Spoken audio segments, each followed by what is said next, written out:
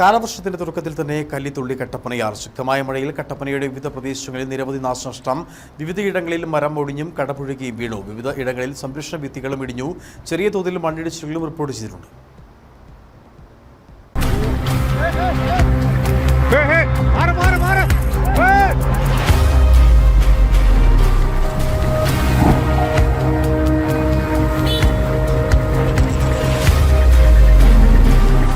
Monsoon തുടങ്ങിയ ദിവസങ്ങൾ മാത്രം പിന്നിടുമ്പോഴാണ് വിവിധയിടങ്ങളിൽ മഴക്കെടുതികൾ റിപ്പോർട്ട് ചെയ്യുന്നത്.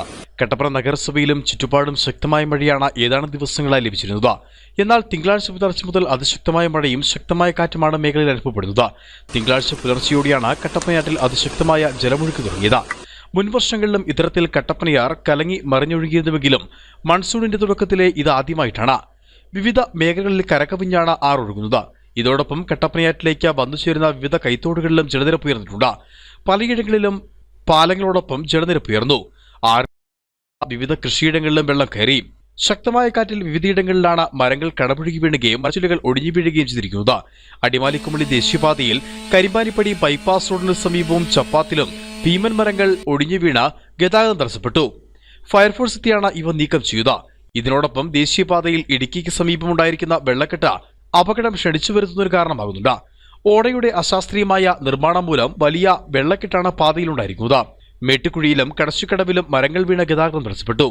കുന്തളംപാറ കാവമ്പടി PK ഷാജിയുടെ ഉടമസ്ഥയിലുള്ള വീടിന്റെ സംരക്ഷണ ഭിത്തി ഇടിഞ്ഞു.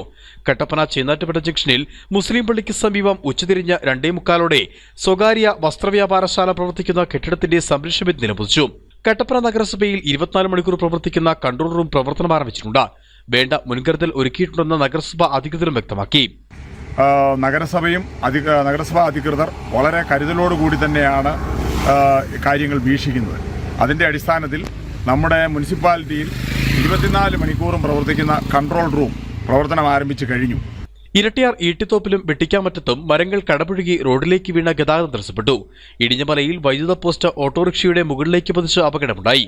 ശക്തമായ കാറ്റാണ് മേഖലയിൽ അനുഭവപ്പെട്ടുകൊണ്ടിരിക്കുന്നത്. ഇരട്ടിയാർ അണക്കെട്ടിലേക്കുള്ള നീരൊഴുക്കും വർദ്ധിച്ചിട്ടുണ്ട്.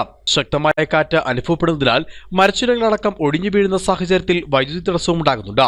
ഇതോടൊപ്പം റോഡിൽ മഴവെള്ളത്തിൽ ഒലിച്ചു വന്ന ചെളിയും കല്ലും ഇരുചക്ര വാഹനങ്ങളടക്കം അപകടത്തിൽപ്പെടുന്നതിനും കാരണമാകുന്നുണ്ട്. Idukki vision news, Kattappana.